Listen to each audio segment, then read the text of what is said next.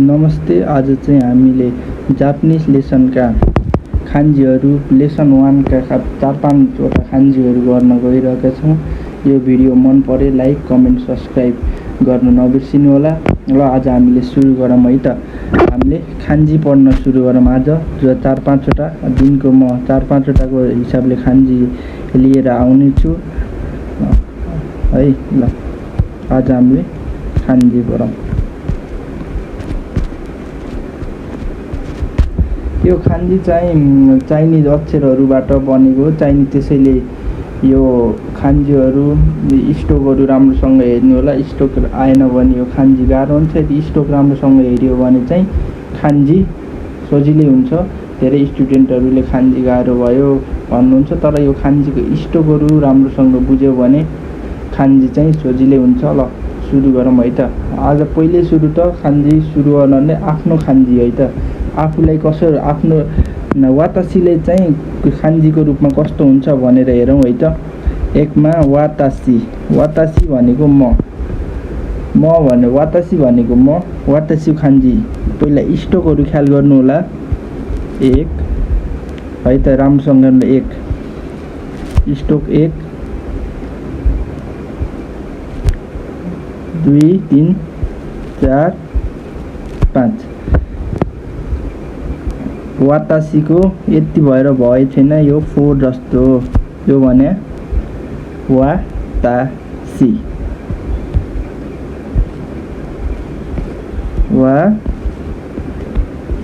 वातासी, वातासी भनेको म। एकचोटि राम्रोसँग हेर्नु होला स्टोकहरू।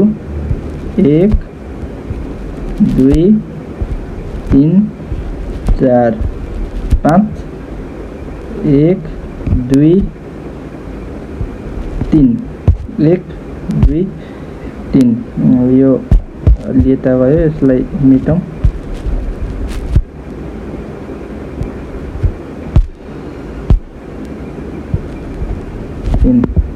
यस्तो है त वातासी भनेको म। 1 2 3 4 5 1 2 3 वातासी, वातासी भनेको म। ल हजुरहरूले पनि यस्तै गरेर 9-10 ठाउँ प्र्याक्टिस गर्नु होला। 9-10 ठाउँ प्र्याक्टिस गरेपछि चाहिँ वातासीको खान्जी आइहाल्छ, सजिलो छ।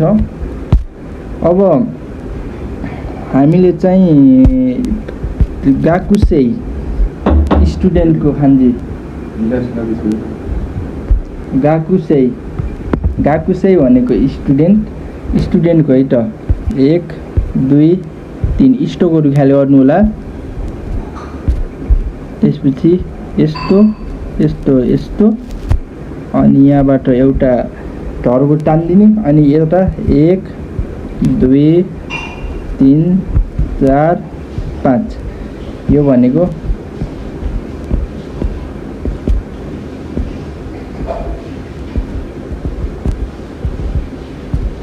गाकुसेई, गाकुसेई भनेको स्टुडेन्ट। ल हामीले गरौँ यसलाई चाहिँ अभ्यास एकचोटि हजुरले गर्नु होला। 1 2 3 4 5 1 2 3 4 5।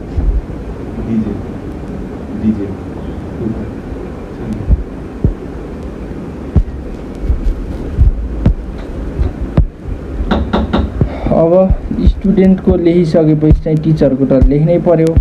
अब टिचरको खान्जी कस्तो हुन्छ त? सेन्सेई, सेन्सेई भनेको टिचर। 1 स्टोकहरू ख्याल गर्नु होला। 2 3 4 5 6। त्यसपछि यता हामीले गाकुसेईमा जोडी थियौँ। 1 2 3 1 2 3 4 5। यो भनेको सेन्सेई। ल यस्तै गरेर हामीले यसलाई प्र्याक्टिस गरौँ। टिचरको कस्तो हुन्छ रे? एउटा स्टोक 2 3 4 5 6 अब 1 2 3 4 5 यहाँ चाहिँ मैले ठुलो अक्षरमा बनाइरहेको छु हजुरलाई बुझ्न सजिलो हुन्छ भनेर। तर वहाँ बुकमा चाहिँ सानो सानोहरू हुन्छ, त्यसैले ख्याल गरेर गर्नु होला। इष्टगोरु ख्याल गर्नु होला। इष्टगोरु ख्याल गरिसकेपछि चाहिँ सजिलै हुन्छ भनौँ। ल अब हामी अर्कोमा जाउँ। टिचर पनि गरियो, स्टुडेन्ट पनि गरियो, म पनि गरियो। अब चाहिँ हामी स्टुडेन्ट टिचर गरिसकेपछि त्यो पढ्न जाने स्कुलमा हो। त्यसैले गाक्कौ भनेको स्टुडेन्टको चाहिँ खान्जी गराम, स्कुलको खान्जी गराम, सरी। गाक्कौ पहिला स्टुडेन्टको जस्तो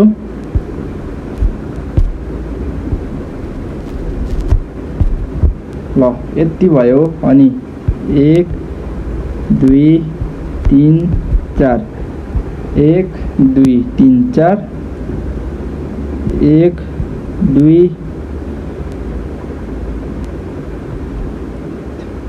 3 1 2 3 4 ल है त।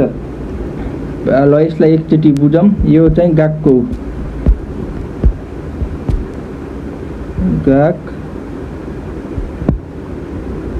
ओ यो चाहिँ गाक्को भनेको विद्यालय। एकचोटि बुझौँ राम्रोसँग। 1 2 3 1 2 3 4 1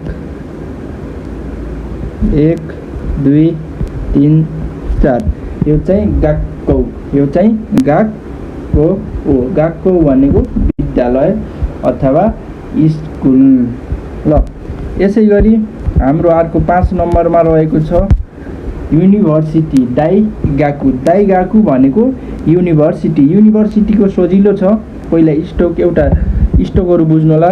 यो यस्तो सिधा एउटा ढर्को टान्ने, त्यसपछि छड्के ल्याएर यस्तो बनाउने, अनि यहाँबाट एउटा हाम्रो स जस्तो तान्दिने युनिभर्सिटीको, अनि त्यसपछि स्टुडेन्टकोमा। ल यो चाहिँ युनिभर्सिटी भनेको दाइगाकु भनेको युनिभर्सिटी।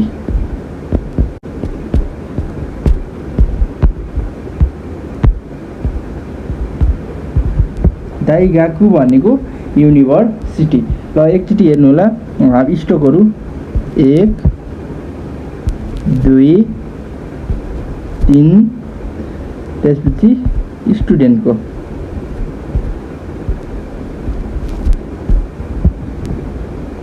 यो भनेको युनिभर्सिटी। ल हजुरहरूलाई कस्तो लाग्यो? हामीले चाहिँ आज युनिभर्सिटी दाइगाकौ, अनि त्यसपछि तपाईँको गाक्कौ, त्यसपछि सेन्सेई, गाकुसेई र यो वातासी मको चाहिँ आज हामीले खान्जी पढ्यौँ। 5वटा खान्जी पढ्यौँ। यसै गरी म पार्ट 2 मा चाहिँ भोलि लेसन 1 को पार्ट 2 मा चाहिँ सबै सक्ने गरी आउनेछु। तपाईँलाई कस्तो लाग्यो? मन पर्यो भने लाइक, कमेन्ट र सेयर गर्न नबिर्सिदिनु होला। आजको लागि धन्यवाद। फेरि भोलि भेट्नेछौँ। हस्।